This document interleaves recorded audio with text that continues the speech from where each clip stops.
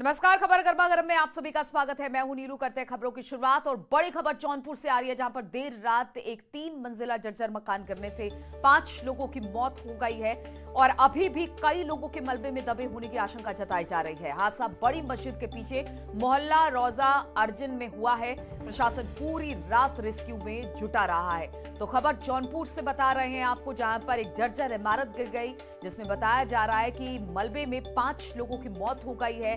अभी भी कई लोग इस मलबे में दबे हुए हैं। राहत और बचाव कार्य अभी भी चल रहा है। हादसा बड़ी मस्जिद के पीछे मोहल्ला रोजा अर्जन में हुआ है। प्रशासन पूरी रात रेस्क्यू में जुटा रहा।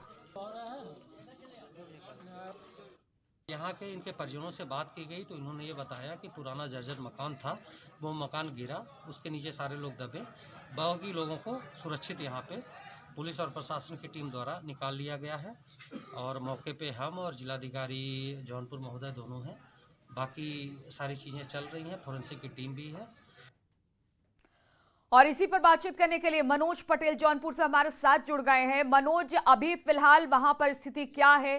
कितने लोगों के मारे जाने की खबर है? कितने लोग अभी भी मलबे में दबे हुए हैं? और क्या प्रशासन के जो तमाम अधिकारी हैं या फिर वहां पर जो रेस्क्यू चल रहा है वो अभी भी जारी है? देखिए, ये दर्दनाक हादसा ये जौनपुर नगर कोतवाली क्षेत्र का है, जहां पर आधी रात के बाद सोते समय एक परिवार पर मुसीबत आ पड़ी। जर्जर मकान था 2 मंजिला का, वह परिवार के ऊपर गिर पड़ा, जिसमें से करीब 1 दर्जन लोगों के दबने की सूचना प्रशासन को मिली। आनंद आनंद में प्रशासन की टीम, जेसीबी और फायर की टीम समेत रेस्क्यू की टीम वहां पर पहुंची। वहां पर एक एक कर कुल 3 मासूम बच्चे और एक महिला की डेड बॉडी निकाली गई और एक युवक की डेड बॉडी निकाली गई। तो इस हादसे में अब तक कुल 5 लोगों की डेथ हो चुकी है, जिसमें से 6 लोग घायल है, जो खतरे से बाहर है। इलाज उनका चल रहा है। रेस्क्यू ऑपरेशन कुल 3 से 4 घंटे रात भर चलाया गया, जो अब वहां पर स्थिति सामान्य है। जिनके घर ये हादसा हुआ वहां पर कोहराम मचा हुआ है, जिनके परिवार के लोग जुड़े हुए थे। ये अचानक हादसा होते ही इलाके में जहां हड़कंप मचा रहा, तो वहीं प्रशासन में रात भर अफरा तफरी का माहौल रहा।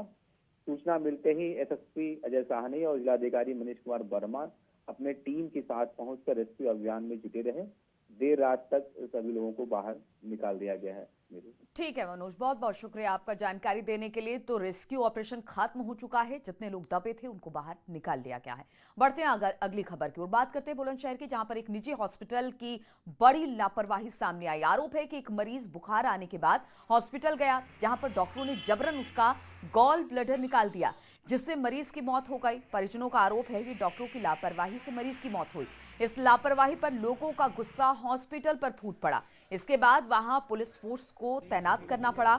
मरीज की मौत के बाद से आरोपी डॉक्टर फरार है। फिलहाल हॉस्पिटल को आनन फानन में सील कर दिया गया है। सीएमओ ने जांच के लिए अब एक कमेटी भी बना दी है। कि कोई बुखार के उपचार के लिए रोगी भर्ती हुआ था और उसका ऑपरेशन करके पित्त की थैली निकाल दी गई। तो मामले की को संज्ञान लेते हुए एक 2 अधिकारियों की एक समिति बना दी गई है, जो वहाँ पर जाकर के जांच करेगी, तहकीकात करेगी कि क्या वहाँ पर गलती हुई है। और बहराइच में बाढ़ के पानी में लापता हुए 2 मासूमों के शव दूसरे दिन मिले हैं। दोनों मासूम एक दिन पहले बाढ़ के पानी में बह गए थे, जिनकी तलाश परिवार और पुलिस दोनों कर रही थी। लेकिन दोनों का शव मिलने के बाद परिवार में इस वक्त मातम पसरा है। दोनों मासूम सगे भाई थे। सुजौली थाना इलाके के नेपाल से घाघरा नदी में पानी आने पर नदी उफान पर है, जिससे बरखड़िया गांव में पानी भर गया था।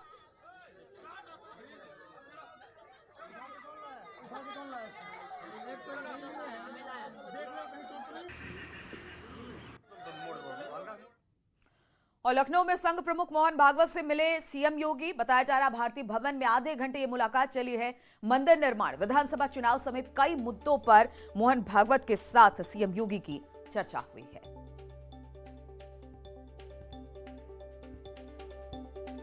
तो भारतीय भवन में आधे घंटे तक मुलाकात चली। संघ प्रमुख इस वक्त उत्तर प्रदेश के दौरे पर हैं और यहां पर उनकी मुलाकात सीएम योगी से हुई। बताया जा रहा है कि राम मंदिर, विधानसभा चुनाव, इन सब बातों पर चर्चा की गई और करीब आधे घंटे ये चर्चा चली।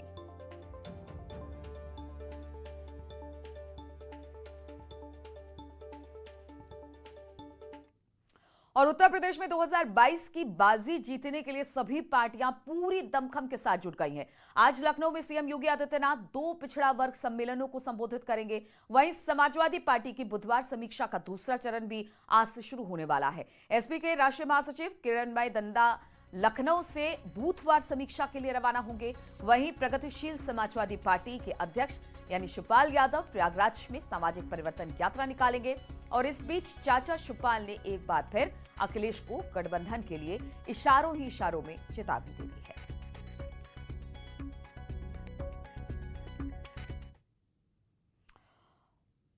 और आज सीएम योगी आदित्यनाथ लखनऊ में कई कार्यक्रमों में शिरकत करने वाले हैं। सबसे पहले मुख्यमंत्री 2 अलग अलग पिछड़ा वर्ग सम्मेलनों को संबोधित करेंगे।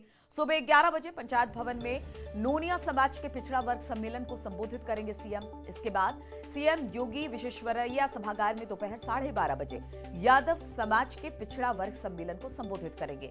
ये दोनों सम्मेलन मिशन 2022 के तहत किए जा रहे हैं। दरअसल प्रदेश में करीब 52% ओबीसी मतदाता है, जिससे करीब 9% यादव वोटर हैं।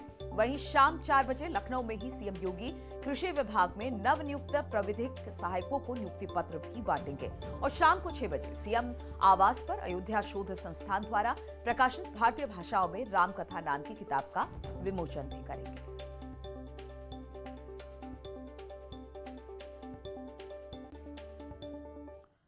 और गुरुवार को गोरखपुर में भारतीय जनता युवा मोर्चा के गोरखपुर क्षेत्र की बैठक हुई और इस बैठक में युवा मोर्चा के प्रदेश अध्यक्ष प्रांशु दत्त द्विवेदी और सांसद रवि किशन भी शामिल हुए। रवि किशन ने कहा कि युवा मोर्चा के कार्यकर्ता और सोशल मीडिया टीम सरकार की योजनाओं और अब तक किए गए कामों को डिजिटल माध्यम से घर घर तक पहुंचाएगी।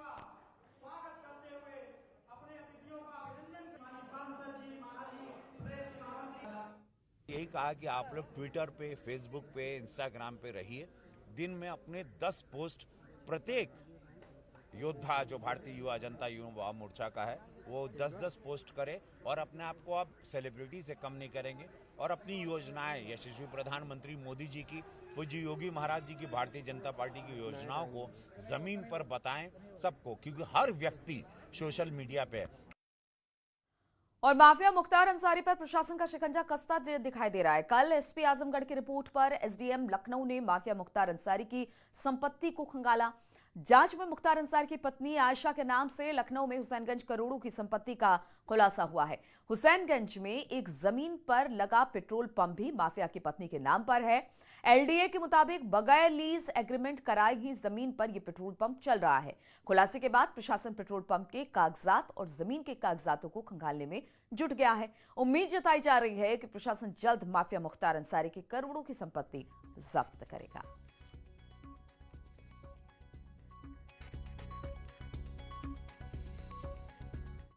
सीढ़ी भाग का ये मेरे पीछे का एरिया जो 2078 वर्ग फीट का है, ये आफसा अंसारी के नाम पर 25 अगस्त 2007 को नियमों को ताक पर रखते हुए रजिस्ट्री की गई थी। ऐसे में आजमगढ़ पुलिस ने जहां इस संपत्ति को जब्त करने के लिए एलडीए से रिपोर्ट मांगी थी, वहीं जोन 7 में पड़ने वाली इस संपत्ति पर एलडीए ने अपनी रिपोर्ट दी और इस बात को क्लियर कर दिया कि 2007 में आफसा अंसारी जो बाहुबली विधायक मुख्तार अंसारी की पत्नी, उनके नाम ये संपत्ति दर्ज है। ऐसे में अब जल्द ही आजमगढ़ पुलिस इस पर बड़ी कार्रवाई करते हुए मुख्तार अंसारी के जो किला है उसके ऊपर ये बड़ी गंभीर चोट देते हुए इस किले को ढहाने का काम कर सकती है। और बड़ी खबर हम आपको बता दें, आज देश के नाम प्रधानमंत्री का संबोधन होने वाला है। आज राष्ट्र को संबोधित करेंगे प्रधानमंत्री मोदी। सुबह 10 बजे प्रधानमंत्री मोदी का यह संबोधन होगा। तो आज राष्ट्र को संबोधित करने वाले हैं प्रधानमंत्री मोदी। वक्त है 10 बजे सुबह और राष्ट्र के नाम प्रधानमंत्री का यह संबोधन होगा।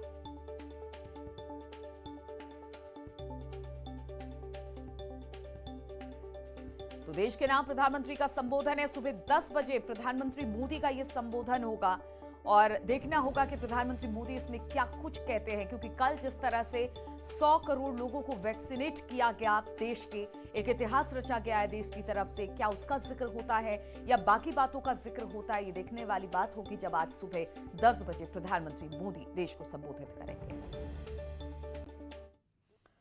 और लखनऊ के 16 सरकारी स्कूलों का कायाकल्प होगा। जी हां, डीएम अभिषेक प्रकाश की पहल पर सीएसआर और निजी बिल्डर्स के सहयोग से सरकारी स्कूलों को नया रूप दिया जाएगा।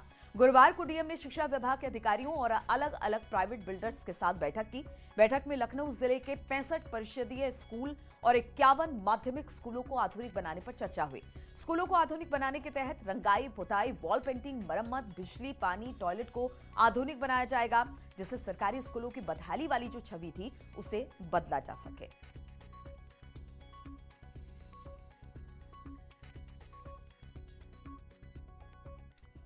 और उत्तर प्रदेश उत्तराखंड में बीते 4 दिनों से हो रही मूसलाधार बारिश से कई जिले इस वक्त पानी पानी हो गए। लगातार बारिश से यमुना, शारदा, घाघरा, सरयू, राप्ती नदियों का जलस्तर बढ़ गया है, जिससे तटवर्ती इलाकों में जलभराव की स्थिति पैदा हो गई है। बारिश यूपी के लिए एक बार फिर से मुसीबत साबित हो रही है। कई जिलों में लगातार बारिश से न सिर्फ फसलें तबाह हो गई, बल्कि मकान दुकान भी पानी में बह गए। कई लोगों की मौत हो गई, लाखों का नुकसान हुआ। बारिश के कहर की 6 ताजा तस्वीरें देखी, जिससे बारिश की विनाशलीला का अंदाजा लगाया जा सकता है। ये तस्वीर पीलीभीत की है। हजारा इलाके के कम्बोज नगर गांव में 6 लोग बाढ़ के पानी में फंस गए और बचने के लिए पेड़ पर चढ़ गए। न्यूज 18 पर खबर चलने के बाद प्रशासन का राहत बचाव दल 3 दिन के बाद मौके पर पहुंचा। हेलीकॉप्टर से पेड़ पर बैठे लोगों का रेस्क्यू किया गया। ये लोग 3 दिन से भूखे प्यासे पेड़ पर चढ़े थे और जान बचाने के लिए सोशल मीडिया पर वीडियो डाला था।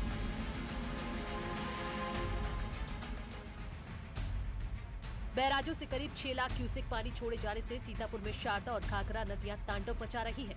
गांजर इलाके में 60 गांव प्रभावित हैं और 10,000 की आबादी बाढ़ की चपेट में है।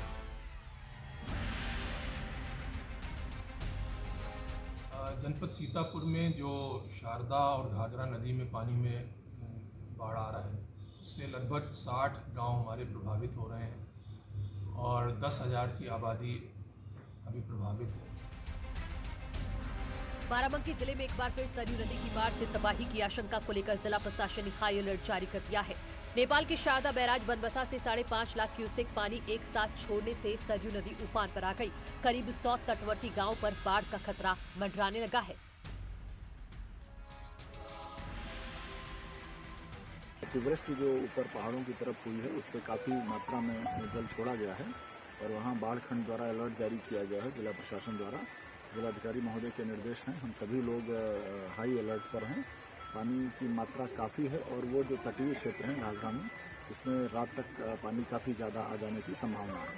तो सभी लोगों को रिक्वेस्ट किया गया है कि वो सब ऊंचे स्थान पे आ जाएं, बंधे पे आ जाएं, सड़क पे आ जाएं और वहाँ पर रात में न रहें। बारिश और उत्तराखंड से पानी छोड़े जाने के कारण गंगा और दूसरी छोटी नदियों में जलस्तर एकदम से बढ़ गया है। बाढ़ से सैकड़ों बीघे गन्ने और धान की फसल चौपट हो गई। जिले के करीब 1 दर्जन गांव बाढ़ के पानी से घिर गए हैं। कई जगहों पर सड़कें जलमग्न हो गई, जिससे आवाजाही में दिक्कतें हो रही हैं। यहाँ हमारी प्रशासन से गुजारिश है कि बंदे की व्यवस्था की जाए जल्दी से जल्दी। यहाँ 3-4 बार बाढ़ आ चुकी है, शहरी फसल नष्ट हो चुकी है किसान की। और किसान को प्रशासन से मेरी अनुरोध है, सरकार से भी अनुरोध है कि इन किसानों को इनका मुआवजा, उचित मुआवजा दिया जाए, जो कि इनकी शहरी फसल नष्ट हो चुकी है। भारी बारिश से शाहजहांपुर में खनौत और गर्रा नदियां उफान पर हैं और कटान भी शुरू हो गया है। कटान होने से नदी के पास सड़कें पानी में डूब गई। प्रशासन ने निचले इलाकों में रहने वाले लोगों को अलर्ट करते हुए ऊंचे स्थानों पर जाने को कहा है। इलाके में एनडीआरएफ को भी तैनात कर दिया गया है।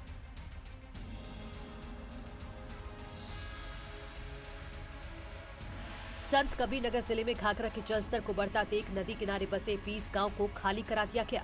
ग्रामीणों को सुरक्षित स्थान पर पहुंचाने के लिए रेस्क्यू टीमें लगाई गई। प्रशासन तटबंध बचाने के प्रयास कर रहा है। जो पीछे चक्रवात की वजह से बहुत बारिश हुई है, वो पानी अभी काफ़ी भारी मात्रा में छोड़ा गया है, जो अभी एल्गिन पे पहुंचा है। वो हमारा यहाँ पे कैलकुलेशन है कि आज शाम तक और कल सवेरे तक काफ़ी पानी हमारे यहाँ इस एरिया में आ जाएगा। तो उसी की तैयारी चल रही है। उसमें कई गांव जो हमारे डूब जाएंगे, अब वहाँ से लोगों को इवैक्यूएट हम लोग करवा रहे हैं। बैराजों में लगातार पानी छोड़े जाने से गोंडा जिले में घाघरा नदी लगातार जलस्तर खतरे के निशान से ऊपर बह रही है। जिला प्रशासन नदी किनारे बसे गांव में मुनादी कराकर अलर्ट कर रहा है। कलेक्ट्रेट में सीसीटीवी की मदद से बांध की निगरानी की जा रही है। घाघरा नदी के किनारे बसे गांव में दहशत का माहौल है।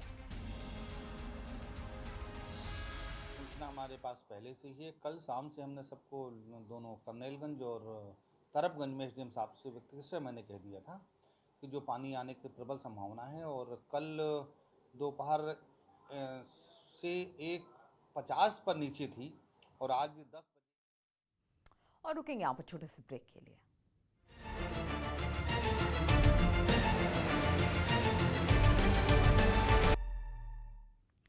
तो देश में 100 करोड़ वैक्सीनेशन को लेकर जश्न का माहौल है। आर्कोलॉजिकल सर्वे ऑफ इंडिया ने 100 करोड़ वैक्सीनेशन के मौके पर देश के 100 मॉन्यूमेंट्स को तिरंगे के रंग में रंग दिया। 6 तस्वीरें इस वक्त आप देख सकते हैं अपने टीवी स्क्रीन पर।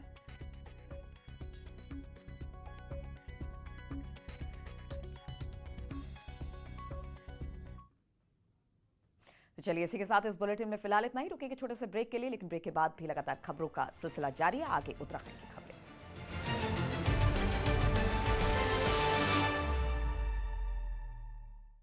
नैनीताल के रामगढ़ में बारिश ने बर्बाद की लोगों की जिंदगी। खेत डूबे, मकान